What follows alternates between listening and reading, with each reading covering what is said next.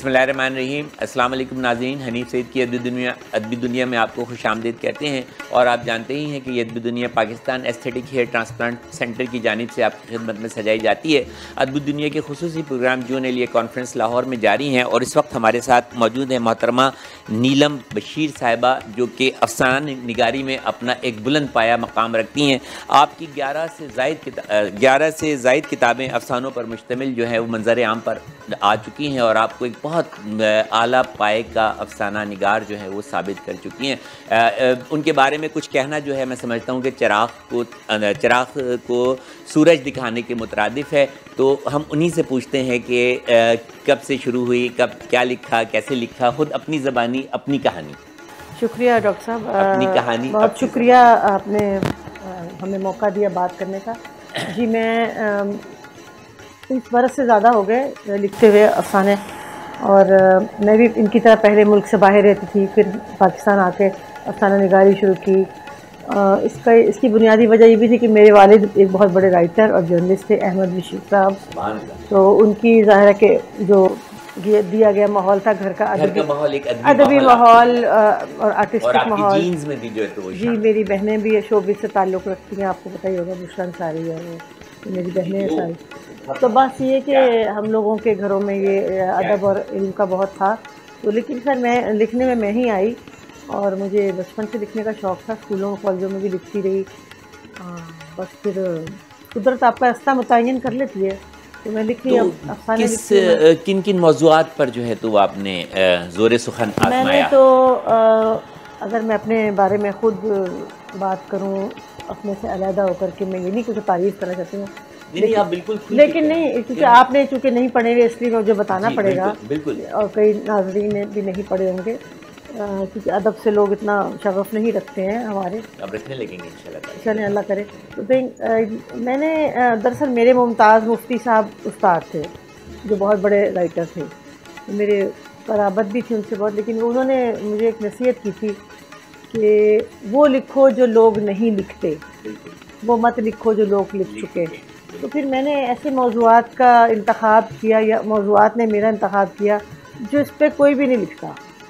उनमें कई कहने को ममनू सब्जेक्ट्स हैं, कई औरतें नहीं लिखती, कई मर्द नहीं लिखते, लेकिन मैंने लिखा।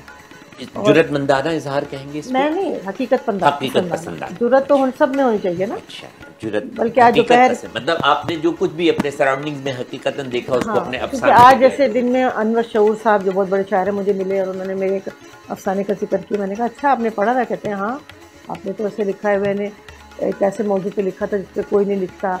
तो मेरी पहचान ये है कि ये ममनुआ सब्जेक्ट्स पर लिखती है मुझे, बल्कि मेरी किताब में मुंटो की पट्टी तक कहा गया है। मुंटू की पट्टी, मुन्नू भाई ने मुझे खिताब दिया था अव्वलीन किताब में।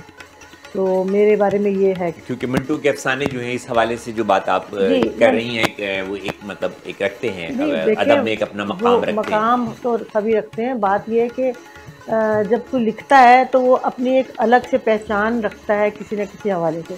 हर एक जैसा लिखेगा तो उसमें कोई जिद्दत नहीं पैदा होगी। तो मैंने वो चीज़ें लिखी जो कोई नहीं लिखता, और वो मैं इसमें कामयाब हूँ, क्योंकि लोग मुझे समझते हैं कि ये लिखेगी। मुझे चैलेंज दिया जाता है कई दफ़ा कि तुम लिखो, मैं लिख देती हूँ, क्योंकि मैं इसमें ना इसकी कायल हूँ कि अदब में आप डरे नहीं, आपको एज अ राइटर जुर्रत आपके अंदर होनी चाहिए। ठीक है। और अगर हम सच नहीं बोल रहे हैं, जुर्रत नहीं दिखा रहे, एज औरत होने के बावजूद, हम औरतें हैं ना, पाकिस्तान की औरतें तो पाबंद होती हैं, लेकिन उसके बाद नहीं होती हैं, ज़्यादातर तो होती हैं। फिर भी हम लोगों ने जो स्ट्रगल किया, इन्होंने भी और भी औरतें जो मैंने, उसका मुझे पता है कि क्या क्या कीमतें हमने अदा की हैं। हम लोग अदब में आए या किसी भी मकाम में, पाकिस्तान की औरत अगर आए और अपने आप को मनवाए, आसान नहीं है।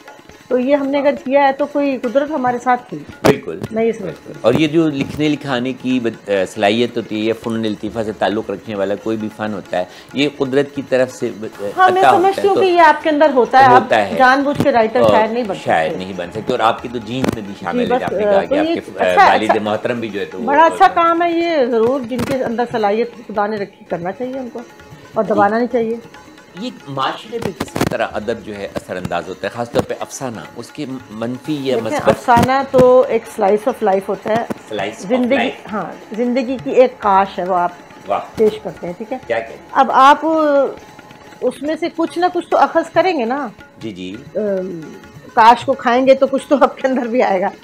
तो मैं ये नहीं कहती कि सारे बड़े अदब के शौकीन हैं या लोग बहुत पढ़ के उससे कोई अपना सबक हासिल करते हैं या कोई रास्ते बताएंगे, नो, ऐसा नहीं है। लेकिन कहीं ना कहीं एक सोच पैदा ज़रूर करता है, और हमारा यही काम है। और अदब में नसीहत नहीं होती, ना तलकीन होती है, ना ऑर्डर होता है, कख भी नहीं। तो अदब तो बस एक फ़्लो है, दरिया का बह रहा है, उसमें से आप अपना गिलास पानी का भर लें। क्या कहने, आप भी एक फ़्लो की तरह जो है तो गुफ्तगू कर रही हैं, लेकिन वक्त हुआ है छोटे से वक्फे का। इस उम्मीद के साथ कि आप हमारे साथ जुड़े रहेंगे हनीफ सईद की अदबी दुनिया में। मिलते हैं एक छोटे से ब्रेक के बाद। हनीफ सईद की अदबी दुनिया में एक मरतबा आपको फिर खुशामदीद कहते हैं। और आप जानते ही हैं कि ये अदबी दुनिया Pakistan aesthetic hair transplant centre के ताउन से आपकी खिदमत में सजाई जाती है। हमारे दरमियान मौजूद हैं दौरे हाजिर की बहुत मायानाज अफसाना निगार मोहतरमा नीलम बशीर साहिबा, और जो कुछ भी उन्होंने गुफ्तगू की है बड़ी जुरतमंदाना गुफ्तगू की है। उनके अफसानों के मौजू भी जो हैं वो बहुत मुख्तलिफ हैं, बड़े जुरतमंदाना हैं, और उन्होंने उन मौज़ूआत पर कलम उठाया जिन पर कलम उठाने के लिए बहुत सारे लोग जो हैं तो वो झिझकते हैं, डरते हैं, या उनमें उतना हौसला नहीं होता। तो ये जब आपने इतनी जुर्रत का इजहार किया होगा, और जो आपने कहा कि जो मौज़ूआत पे आपने लिखा उस पर मौज़ूआत पे तो कुछ तनकीद का भी तो सामना करना पड़ा। नहीं, मुझे तो कभी किसी ने तनकीद नहीं की उस पर। जहाँ तक मैंने अपने सफ़र में देखा है कि मुझे इस चीज़ की उनकी शाबाश मिली है और अप्रिशिएट किया है लोगों ने। तनकीद की गुंजाइश ही नहीं, मैं तो सच लिख रही हूँ ना, झूठ तो लिख नहीं रही, मैं तो बकवास कर ही नहीं रही, मैं तो सच बता रही हूँ, ऐसा ही है ना। तो बात ये है कि सुई निश्तर सबके हाथ में होते हैं, हम चबोते नहीं हैं, मैं चबो देती हूँ, वहाँ से खून निकलेगा या पसीना निकलेगा या शर्मिंदगी निकलेगी, लेकिन अवेयरनेस पैदा करना तो ज़रूरी है ना। तो वरना लिखने का फ़ायदा ही क्या है? किताबें तो बहुत लिखी गई हैं, लेकिन मैं समझती हूँ कि एक राइटर का ये की जिम्मेदारी होती है। लेकिन जिस तरह आप लिख रही हैं, जो आपने कहा कि जिस मौज़ूआत पर आप कलम उठाती हैं और लिखती हैं, और वो जो कुछ आप सराउंडिंग में हकीकत पसंदाना लिखती हैं, जो कुछ हकीकत आप देख रही थी वो लिखती हैं, तो दूसरे बहुत सारे लोग और क्यों इस हकीकत से नज़र चुरा कर निकल जाते हैं? क्योंकि डरपोक हैं वो, जुर्रत नहीं है उनमें। हाँ, मैं डरपोक नहीं हूँ, क्योंकि मुझे डर नहीं है किस बात का डर हो मुझे। मतलब ये कि या तो मैं कुछ गलत बात कर रही हूँ ना, एक सच के साथ मैं खड़ी हूँ ना, वो मेरा सच है तो ठीक है। क्योंकि अगर मैं नहीं लिखूंगी तो कौन लिखेगा?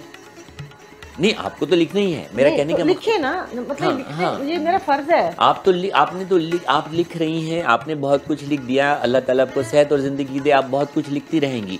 मेरा सवाल ये है कि आपकी इतनी जुर्रत को देखकर और जो आने वाली ख़वातीन हैं, लड़कियां हैं, वो इन मौज़ूआत पर या इनसे मिलते जुलते मौज़ूआत पर उन्होंने कुछ इसका ये मतलब नहीं है कि मैं कोई तलज़्ज़ुज़ के लिए लिख रही हूँ, मैं लिख रही हूँ एहतजाज के लिए, जिसमें आप माशरे में जो चीज़ें हो रही हैं इर्द गिर्द ये वो, मैं उस पर एहतजाज करती हूँ ना। तो कोई अखबार में लिखता है, कोई टीवी पे बोलता है, कोई वैसे, तो मैं इसमें ऐसा ना लिख देती हूँ। मसलन अब मिसाल के तौर पर मैं आपको बताऊँ कि माशरे में जो जो चीज़ें होती हैं, ठीक है, हम आंखें बंद तो नहीं करते वैसे तो, बिल्कुल सही, और करना भी नहीं। मदरसों में मुल्ला रेप होते हैं, ठीक है, उस पर कभी किसी ने अफसाने नहीं लिखे, मैंने लिखे हैं। दहशतगर्दी पे कोई ऐसे अफसाने नहीं लिखता जिस तरह के मैं ये नहीं करी नहीं लिखता जिस तरह के मैंने लिखे हैं। जुर्रतमंद, हाँ, नहीं जुर्रत मतलब मैं बता रही हूँ वो क्या है, और मेरे अफसानों में सच ही सच होता है। मैं अपने पास से तो नहीं ला रही ये बातें ना, ये तो हो रहा है मेरे इर्द गिर्द, तो मैं कैसे नज़र चुरा सकती हूँ, और मैं कैसे ये फूल पत्तों की बातें कर सकती हूँ या चांद सितारों की? मुझे तो बम नज़र आ रहे हैं, मुझे जली हुई लाशें नज़र आ रही हैं, मुझे मतलब कत्ल नज़र आ रहे हैं, मैं नहीं आंखें बंद कर सकती ना। तो मुझे तो ये लिखना है, वरना मुझे तो तकलीफ होती है ना, एक राइटर को तकलीफ होती है। अफसाना जो होता है वो मतलब अपने मौजू के साथ साथ चलते चलते किसी मैसेज पे ख़त्म होता है। मैसेज आप देते नहीं है, वो अंदर होता है। हाँ, वही मैं आपसे आपको देखना है कि इसका मतलब क्या है, इसका क्यों लिखा गया है, ये जो लिखा गया है ये क्यों लिखा है। सजेस्टिव होती है वो चीज़, इट सजेस्ट कि इसका ये मतलब है कि इस तरह नहीं होना चाहिए। अच्छा, जो अल्फाजों का चुनाव होता है अफसानों में ख़ास तौर पर, जो मैं अपने बारे में कहूँगी कि मैं सादा अल्फाज में लिखती हूँ, मैं उस पर बिलीव नहीं करती कि बहुत कोई मुरस्सा ज़बान हो और मतलब कोई लखनवी अंदाज़ हो, क्योंकि मैं पाकिस्तानी हूँ, पंजाबी हूँ, बाहर रही तो इतनी उर्दू भी मेरी कोई मोहल्ला वाली नहीं है, लेकिन मैं वो लिखती हूँ जो कि आम फहम है और मेरा मैसेज कन्वे हो जाता है, मुझे और क्या चाहिए। अच्छा, आपने कहा कि पंजाबी ज़बान से बिलोंग, दिल पे जो दिल से जो बात निकलती है असर करे तो बात, हाँ, पर नहीं ताकत परवाज़ मगर। जी, मैं पंजाबी में भी लिखती हूँ। हाँ, यही मैं पूछना चाह रहा था। पंजाबी में हूँ मैं, पंजाबी में अफसानों की किताब मेरी आ चुकी है, एक नावल छप रहा है अगले महीने, नज़्में भी लिखती हूँ पंजाबी की। तो बस जो जी चाहता है, हमें कौन से इसके पैसे मिल रहे हैं, लेकिन ठीक है लिख रहे हैं, नहीं पैसे नहीं, इजहार, आपको एक सेटिस्फेक्शन तो मिल रही है ना, आपकी अंदर की जो एक काबिलियत है, आपकी जो सोच है, फिक्र है, एहसास है, जज्बात है, उसकी एक सेटिस्फेक्शन तो आपको ये लिख कर यकीनन मिलती होगी, तभी तो आप। और उसके अलावा ये कि फिर हम दुनिया में क्यों आए हैं, हम सिर्फ खाना खा के सोने तो नहीं आए ना, हमको कुछ करना है यहाँ, अपने नक्श छोड़ के जाने हैं। तो मैं ये तो नहीं समझती कि बस मैं इसलिए पैदा हुई थी कि मैं खाना खाऊं, टीवी देखूं और सो जाऊं और सुबह फिर उठ जाऊं। नो, मेरी क्या ड्यूटी है, मैं इस दुनिया में जो जो चीज़ें देख रही हूँ मैं उनको बताऊं कि ये गलत है, नहीं होना सही को सही और गलत को नहीं, गलत। मतलब जो मेरे नज़दीक जो अत्याचार हो रहे हैं, जो जातियाँ हो रही हैं, इवन जब औरतों को दबाया जाता है, उनको अपनी सलाहियतों, अब हम लोग लिखने वाली औरतें, ठीक है, आपको लगता है हम बड़ी कोई प्रिविलेज है, हमने पता नहीं बड़ी मौज की, ऐसा नहीं है, हमने बड़ी कीमतें अदा की हैं। बिल्कुल, अपने घर से निकल के यहाँ आना भी हमें कीमत अदा करनी पड़ती है, फिर हमें अपनी औलाद, हमें अपने शौहर, अपने ससुराल, अपने this that, we have to face everything. तो हम लोगों को तो आपको पता ही नहीं है कितनी स्ट्रगल करनी पड़ती है सोसाइटी में अपने आप को मनवाने के लिए, एक तख्लीक़कार के तौर पे। यानी कि आपकी बात से मैं ये समझूं कि एक खातून का या औरत का अदब की तरफ आना या घर से बाहर कदम निकालना ये अपने बहुत मुश्किल है। हाँ, ये आसान नहीं है। इसकी वजूहत क्या है? वजूहत वो ये नहीं, क्योंकि हम लोग औरत को हमेशा एक ही सांचे में देखते हैं ना कि सिर्फ घर में रहे तो ही अच्छी औरत है। तो जो औरत अपना इजहार चाहे, अपनी शख्सियत के हवाले से काम करना चाहे, वो फिर सांचे से निकल गई ना, तो वो तो अच्छी औरत नहीं हुई। फिर तो अच्छी औरत बनने के लिए नहीं होता है, आप माने ना माने। मैं समझता हूँ कि औरत तो अच्छी ही होती है, और जो अच्छी ना हो फिर औरत, हम तो समझते हैं कि अच्छी होती है। हाँ, लेकिन और जो अच्छी ना हो तो फिर वो औरत ही नहीं। देखें, औरत से मुफ्ताज मुफ्ती की बात, वो कहते थे असल इंसान तो है ही औरत, मर्द तो बेचारा बंदर है, दरख्त पे बैठा होता है, वो नीचे आता ही औरत के लिए। तो औरतें ही तो दुनिया चला रही हैं, औरतें आपके घर चला रही हैं, औरतें आपके रिश्ते चला रही हैं, औरतें आपके बच्चे पाल रही हैं, आपके जो दिए गए पैसे उनसे मैनेज करेंगे, तो वही तो आपके लिए खाना भी बना रही है, सब कुछ कर रही हैं ना। हाँ, मतलब मैनेज कर रही हैं ना, they are managing your life. तो एक्चुअली वो बड़ी अहम है कि, तो जब वो अपने घर से निकल के कहती है अच्छा आज मैंने अफसाना पढ़ने कहीं जाना है या शेर पढ़ने, तो घर का तो निज़ाम डगमगा जाता है। क्या है, फुल्का कौन पकाएगा, ये आज़ाद हो जाएगी, इसका जहन कुछ और सोच लेगा, तो ये भी है ना। तो ये सब ज़हनी गुलामी होती है।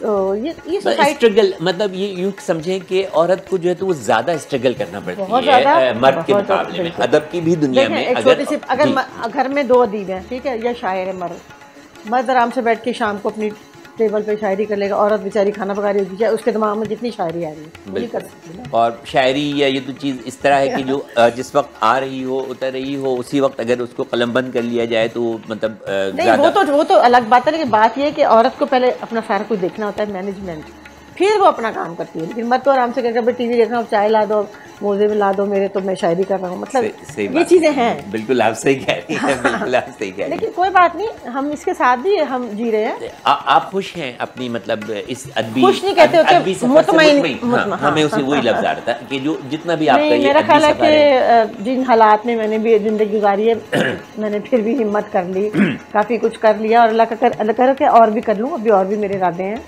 अभी मेरी 12-13 किताबें छप चुकी हैं, और इंशाअल्लाह ताला एक आने वाली है, और भी लिखने का इरादा है दिमाग में। तो अल्लाह ने बड़ा कुछ दिया। देखें, अल्लाह ने बड़ी सलाहियतें दी होती हैं इंसान को, बिल्कुल। और जो लोग ज़िंदगी ज़ाया करते हैं ना, खाली टीवी देख के, अब बेकार में वक्त ज़ाया करते हैं, मैं कहती हूँ वक्त बड़ा कीमती होता है, वक्त को ज़ाया नहीं करना चाहिए। एक एक लम्हा आपका जो है ना, वो जो हमें इस धरती पे आए, और जो लम्हा गुजर जाता है वो कभी लौट अकाउंटेबल, यूर अकाउंटेबल कि आपने ये वक्त कैसे ज़ाया किया। वक्त एक दौलत है, वक्त एक बहुत बड़ी जो है तो वो दौलत है, और उसको बातें तो बहुत सी। मैं आपको नन्ही मुन्नी एक कहानी सुनाती। मैं एक वक्फा ले लूँ और फिर उसके बाद जो है तो आपके साथ हनीफ सईद की अदबी दुनिया में वक्त हुआ एक छोटे से वक्फे का। नीलम बशीर हमारे साथ, हमारे दरमियान मौजूद हैं, पाए की अफसाना निगार हैं। इस उम्मीद के साथ कि आप हमारे साथ जुड़े रहेंगे। मिलते हैं एक छोटे से ब्रेक के बाद हनीफ सईद की अदबी दुनिया में। हनीफ सैद की अदबी दुनिया में एक मरतबा आपको फिर खुशामदीद कहते हैं। ये अदबी दुनिया Pakistan aesthetic hair transplant centre के ताउन से आपकी खिदमत में सजाई जाती है। हमारे दरमियान मौजूद हैं पाए की अफसाना निगार मोहतरमा नीलम बशीर साहिबा, और हम चाहेंगे कि वक्त क्योंकि बहुत कम है तो उनसे कुछ सुन लें। जी बहुत शुक्रिया। मैं आपको एक मुख्तसर सी कहानी सुनाती हूँ, क्योंकि कहानियाँ तो लंबी होती हैं और किताबें मैं लाई नहीं हूँ। तो जो भी आप सुना, फ़ोन में एक नन्ही सी कहानी पड़ी हुई थी, बेचारी सिसक रही थी, मैंने कहा वही सुना देती हूँ। जिस अफसाने का नाम है लम्स, छूना।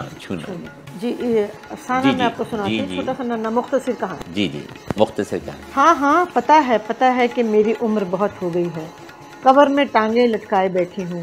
बहुत सी बहारें और बहारों के नाम पर अजीब व गरीब ज़माने देख चुकी हूँ।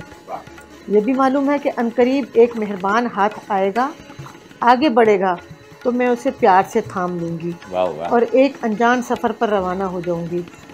ये कोई दुख की बात थोड़ा ही है, दरवाज़ों की ही बात है। अगला दरवाज़ा बस खुलने ही वाला है। हाय वो मोहब्बत भरा लम्स, मुझे कितना अच्छा लगेगा, कितनी तमानियत हासिल होगी मुझे। कब से तो बिस्तर पर पड़ी हूँ अकेली, सब अपनी अपनी ज़िंदगी और मंजिलें खोज रहे हैं। मैं राह तक रही हूँ, मेरे कमरे के दरवाजे पर जाली लगी है, सीढ़ियाँ भी दिखाई देती हैं। कोई भी आता जाता हो तो पता चल जाता है कि कौन है। कोई भी आता जाता हो तो पता चल जाता है कि कौन है जो मेरी सिमत आ रहा है। मेरा मोहब्बत से महरूम बदन जाली में से आती जाती ठंडी हवा के रसीले बोसे महसूस करके जी उठता है। क्या लफ्ज़ों की बुनाई है, वाह। ये सीढ़ियाँ भी अजीब चीज़ होती हैं। सीढ़ियाँ लूडो के खेल की तरह, कभी कोई जहरीला सांप ऊपर चढ़ आता है तो कभी किसी मुंह जोर बेल में उगा हुआ जिद्दी गुलाब का फूल सर निकाल कर झांकने लगता है। क्या कहने। मैं 15-16 बरस की थी, बस में कॉलेज आया जाया करती थी, सुबह रवानगी समय और फिर वापसी के वक्त। सुर्ख शर्ट पहने एक नौजवान लड़का हमेशा दिखाई देता, जो कभी कुछ न कहता, बस खामोशी से मेरे पीछे पीछे आता और बस फिर और कुछ भी नहीं। क्या फरिश्ता, सिर्फ आशिक था, बुज़दिल कहीं का। अजी वो ज़माना ही ऐसा था। फरिश्ता सिर्फ आशिक, बुज़दिल कहीं का, क्या कहें। अजी वो ज़माना ही ऐसा था, सहमी मोहब्बतों वाला। अल्लाह जाने उसे मोहब्बत कह भी सकते हैं नहीं। बस यूं ही बेनाम बेकार से बेमसरफ से सिलसिले चलते रहते थे, अंजाम कुछ भी नहीं होता था। सच्ची बात तो ये है कि मैं भी बस स्टॉप पर पहुंचकर इधर उधर देखने लगती थी। जिस रोज़ वो ना आता, बस स्टॉप सूना सूना सा लगता। क्या एक रोज़ क्या देखती हूँ कि हज़रत हमारे भाई के हमरा उसके दोस्त बनकर घर ही चले आ रहे हैं। मुझे बड़ी हंसी आई और थोड़ी सी खुशी भी हुई। फिर एक रोज़ दरवाजे की घंटी बजी, मैंने खोला तो लाल शर्ट वाला बाहर खड़ा था। भाई का नाम लेकर पूछा तो मैंने कहा वो तो घर पर नहीं है। कहने लगा ये किताब उनको वापस देनी थी। मैंने सुनकर हाथ आगे बढ़ा दिया कि मुझे दे दो। करना खुदा का क्या हुआ कि उसने किताब की जगह अपना हाथ बढ़ाकर मेरा हाथ थाम लिया। एक लहजे को तो मेरी सिट्टी गुम हो गई, क्या उसकी भी हो गई होगी, क्योंकि हम दोनों चंद सेकंड के लिए बुत बने खड़े रहे। होश आया तो हमने हाथ पीछे कर लिए। उस नौजवान के हाथ का वो लम्स, सिनफ़े मुखालिफ के लम्स को महसूस करने का मेरा पहला तजुर्बा था। हाँ, एक ऐसा जादू था उसमें। वो तो खामोशी से सीढ़ियाँ उतर गया, मगर मैं उस अनोखे लज्जत भरे पुरकैफ सहर अंगेज़ लम्स को ज़िंदगी भर भुला ना सकी। इस उम्र तक पहुँचते पहुँचते मैंने ज़िंदगी में क्या नहीं देख लिया, कैसे कैसे लम्स महसूस नहीं किए। शफ़क़त, मोहब्बत, हवस, अजनबियत, बेजारी, बेलुत्फ़ रफ़ाकत, हर तरह के लम्स से आशनाई रही, मगर इस अवलीन लम्स की हिद्दत और लज़्ज़त को भुला ना सकी। बस अब तो एक आखिरी लम्स का इंतज़ार है। इस आखिरी पड़ाव में यही जाना है कि इस दुनिया में मोहब्बत के सिवा रखा क्या है, कुछ भी नहीं। अनकरीब एक खूबसूरत फरिश्ता आएगा, अपना पुरजोश हाथ बढ़ाएगा, मैं एक जवान दोशीज़ा की तरह बिस्तर से उठ खड़ी होंगी और वॉल्ट्स रक्स करती करती उसकी बाहों में झूल जाऊंगी। वाह वाह वाह, सुभान अल्लाह। और फिर कायनात के मदार से निकलकर बाहर अपने असल महबूब में मदगम हो जाऊंगी। सुभान अल्लाह, सुभान अल्लाह। ओह, मैं किसी को सीढ़ियों से ऊपर आता देख रही हूँ और उसने सुर्ख शर्ट पहन रखी है। है ना खुशी की बात। क्या कहने, क्या कहने। मतलब टाइम बहुत कम रह गया है। हम चाहेंगे कि जाते जाते हमारी नौजवान नस्ल को या खुसूसन जो अदब की तरफ रुझान है लड़कियों का, उनके लिए कोई मैसेज देना चाहें तो।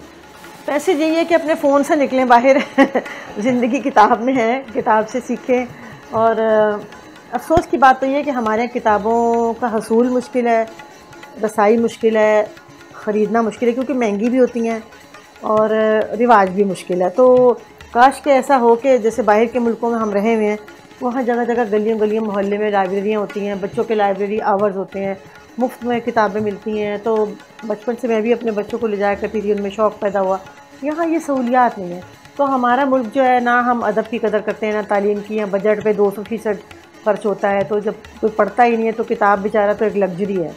तो काश के अदब सस्ता हो, सस्ती किताब होगी ना, जगह जगह रखी होगी तो लोग पढ़ भी लेंगे।